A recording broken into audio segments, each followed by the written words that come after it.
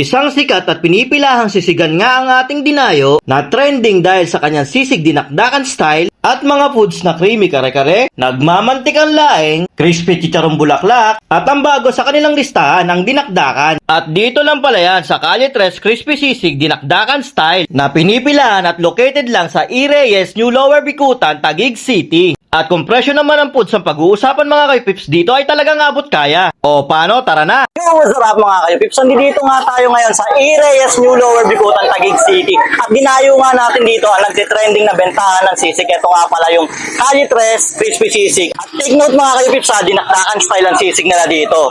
At yun na nga mga kayo-pips, no, titikman natin ang kanilang dinakdakan na nagkakahalaga lang ng 75 pesos. Tikman natin.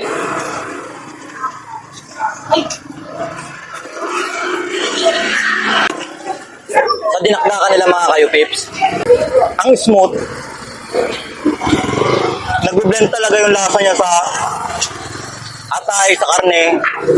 Saka maganda dito, yung atay nila, hindi siya makunat, hindi siya matigas, malambot, ang sarap. At ang susunod na titikman natin mga kayo-pips, yung kanilang overload sisig. Meron nga pala tong chicharong bulaklak, crispy sisig, at sauteed egg.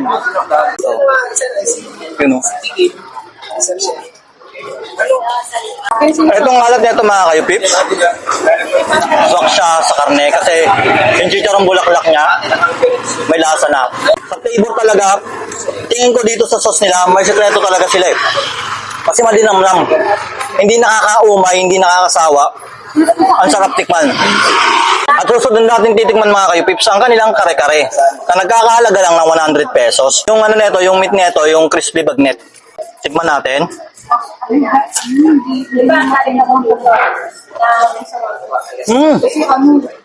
Ang sarap ng timpla. Ang ginamnam. Sarsa pa lang, ulam na. Tsaka hindi siya oily ah.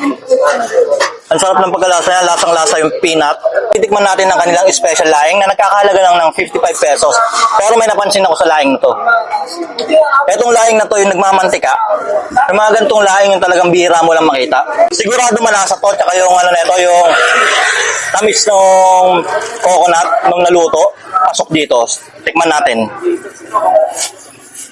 Wow. Sabi ko na sa inyo mga kayo-pips eh. Ang sarap ng laing nila. Tsaka hindi durog yung ano niya. Yung wala siya yung sistema. Yung talagang dahon lang talaga yung nilagay nila dito. Malasang malasa. Lasang-lasa yung gata niya. Yung alat niya. Yung anghang niya. Nagbe-blend talaga. Pasok na pasok. Ang sarap niya ito sa rice. Sigurado. Tsaka yung mga gantong mga laing, hindi ito makate. Ito yung mga the best sa laing kasi nagmamantika. At yun na nga mga kayo-pips na pag napadayo kayo dito sa E. Reyes, New Lower Bicutan, Taguig City, dayuin nyo na itong Calle 3 Crispy Sisig. Apaka-solid na mga tinitinda nila dito. Hindi kayo magsisisi. Promise yan.